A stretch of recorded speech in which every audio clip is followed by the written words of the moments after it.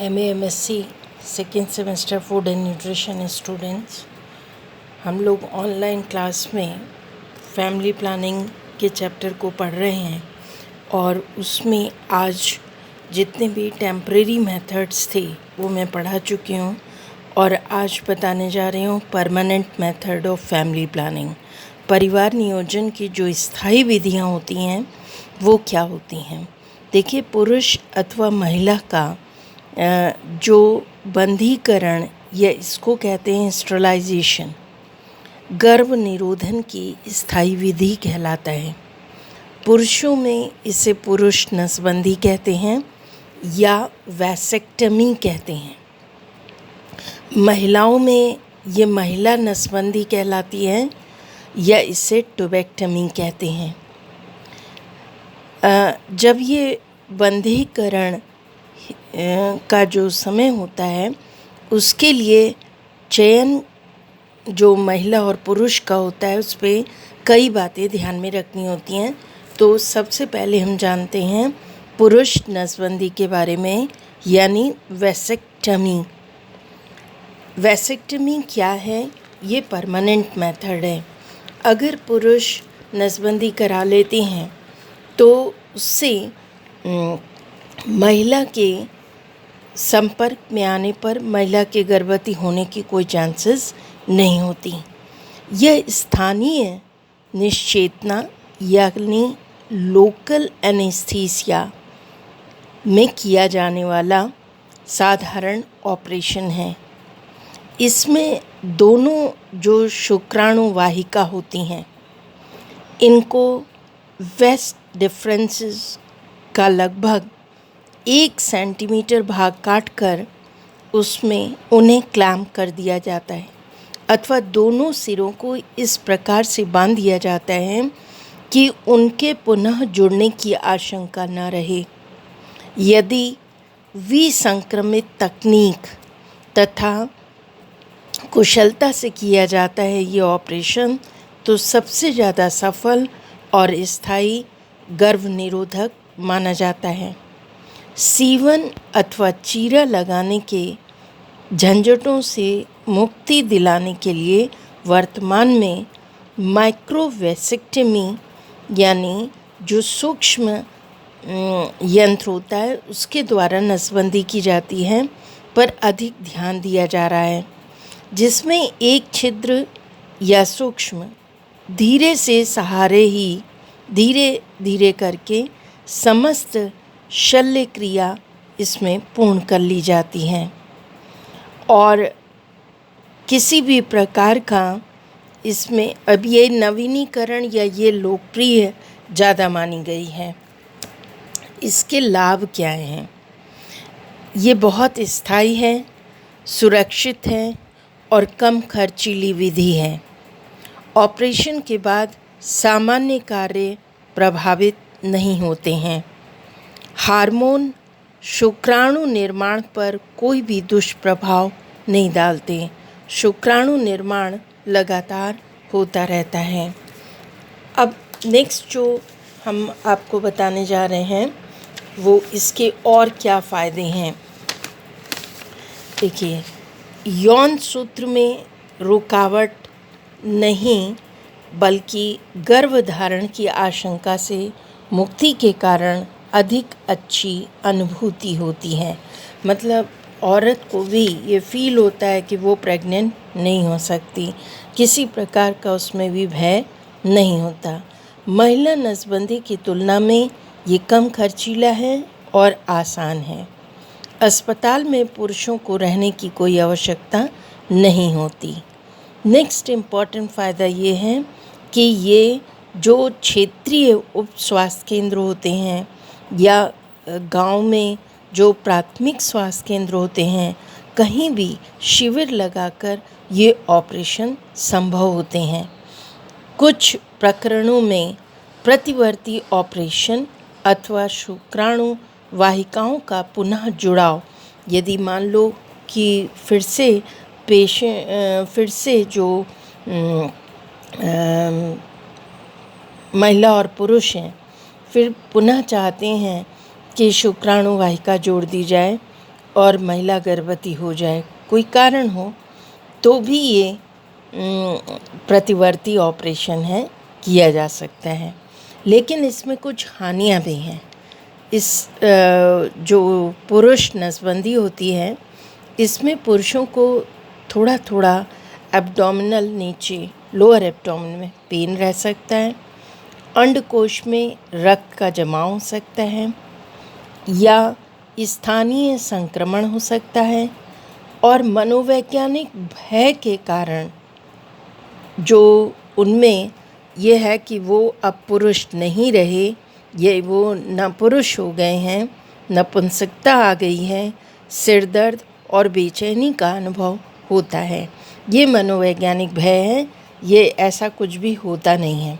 हमारे यहाँ तो जो पुरुष नसबंदी है वो बहुत कम होती है। हमारे भारतीय समाज में ख़ास तौर से जो ग्रामीण एरिया है, पुरुष अपनी नसबंदी नहीं कराना चाहते, महिला को ही भेजते हैं जो अपनी नसबंदी कराओ। उन्हें लगता है कि वो नामर्द हो जाएंगे, उनकी तकलीफ़ें बढ़ जाएंगी, वो बाहर कार्य नहीं कर पाएंगे। यही सब कारण है कि 0.15% इसका फेल्योर रेट है प्रति वर्ष। नसबंदी के बाद वीर्य परीक्षण में शुक्राणुओं की अनुपस्थिति रिपोर्ट नहीं आने तक पुरुष को किसी भी अन्य गर्भ निरोधक का उपयोग करना ज़रूरी होता है। तो ये थी वैसेक्टमी के बारे में मैंने बताया, यानी पुरुष नसबंदी के बारे में। अब बताने जा रही हूँ महिला नसबंदी के बारे में, जो बहुत ही इम्पॉर्टेंट है। देखिए, इसको कहते हैं ट्यूबेक्टमी। महिला नसबंदी परंपरागत विधि है। इसको मिनी लैप अथवा लैप्रोस्कोपी विधि से संपन्न किया जा सकता है। इसके बारे में पहली चीज़ तो ये है कि ट्रेडिशनल क्या मेथड है। इसे उदरीय नसबंदी यानी एब्डोमिनल ट्यूबेक्टमी कहते हैं। इसमें स्पाइनल एनेस्थीसिया, या कहना चाहिए कि सामान्य एनेस्थीसिया के अंतर्गत उदर का जो निचला हिस्सा है वो उसमें चीरा लगाया जाता है, और डिंब वाहिकाओं यानी फॉलिपिन ट्यूब का कुछ भाग काटकर उन्हें पुनः क्लैंप या बांध दिया जाता है तथा त्वचा में सीवन लगा दिए जाते हैं। डिम्ड का मार्ग अवरुद्ध हो जाने से स्थायी गर्भ निरोधन हो जाता है। दूसरा जो मेथड है वो है मिनी लैप। यह उदरीय विधि की लघु रूप है। स्थानीय निश्चेतना के अंतर्गत निम्न उदर में 2.5 से 3 सेंटीमीटर का चीरा लगाकर डिंब वाहिकाओं का कुछ भाग काटकर उन्हें बांध दिया जाता है अथवा खुला छोड़ दिया जाता है। यह विधि सुरक्षित तथा अत्यंत ही प्रभावी रहती है तथा इसकी जटिलताएं भी बहुत कम हैं। यह प्रसवोपरांत वंध्यकरण के लिए उत्तम टेक्निक मानी जाती है। जैसे किसी लेडी ने 2 बच्चे हो गए हैं, जन्म हो गया, तो वो चाहती है कि अब उसकी मिनी लैप कर दी जाए। तो ये उस समय, यानी ऑपरेशन हो रहा है, अगर सीज़र बच्चा पैदा हुआ है तो उसी समय डॉक्टर्स कर देते हैं क्योंकि पेट खुला है। फिर आते हैं लैप्रोस्कोपी। ये दूरबीन द्वारा नसबंदी है। लैप्रोस्कोप की सहायता से उदर के मार्ग द्वारा डिंब वाहिकाओं का पता लगाकर उन्हें क्लैंप, रिंग उनके ऊपर या रबर का एक छल्ले नुमा आकार की वाहिकाओं का मार्ग अवरुद्ध कर दिया जाता है। एक छल्ले से उसको कैप कर देते हैं ताकि जो डिंब है, ओवम है, वो किसी भी हालत में गर्भाशय में नहीं पहुंच पाए। ये लैप्रोस्कोप डालने से पूर्व उदर को कार्बन डाइऑक्साइड अथवा वायु के द्वारा पूरे पेट को फुला दिया जाता है। इस ऑपरेशन में कम समय लगता है, चीरा भी नहीं लगता है क्योंकि बहुत नाम मात्र का होता है और चिकित्सालय या शिविर स्तर पर कुछ ही घंटों में पेशेंट को कुछ घंटों के लिए रखा जाता है, उसके बाद छोड़ दिया जाता है, वो महिला घर जा सकती है। लेप्रोस्कोपी ऑपरेशन हेतु कुछ बातों का ध्यान अवश्य रखना चाहिए, जैसे महिला की प्रसव उपरांत अवधि 6 सप्ताह से कम ना हो, यानी उसने बच्चे को जन्म दिया है, 6 सप्ताह बीत गए हों, तभी वो लेप्रोस्कोपी करा सकती है, और उसका हीमोग्लोबिन 8 ग्राम से कम ना हो। महिला को श्वास लेने की कोई बीमारी ना हो, मधुमेह मतलब डायबिटीज़ नहीं होना चाहिए, हृदय रोग ना हो। ये सारी बातें, क्योंकि जब कार्बन डाइऑक्साइड से पेट को फुलाया जाता है और उस समय यदि वो हार्ट के पेशेंट है या सांस लेने में तकलीफ़ है तो वो डेथ भी हो सकती है, इसलिए इस बात का विशेष रूप से ध्यान रखा जाता है। भारत में लेप्रोस्कोपी जो ऑपरेशंस हैं ट्यूबेक्टमी के, वो बहुत ज़्यादा उनका प्रचलन है, बहुत लोकप्रिय हैं।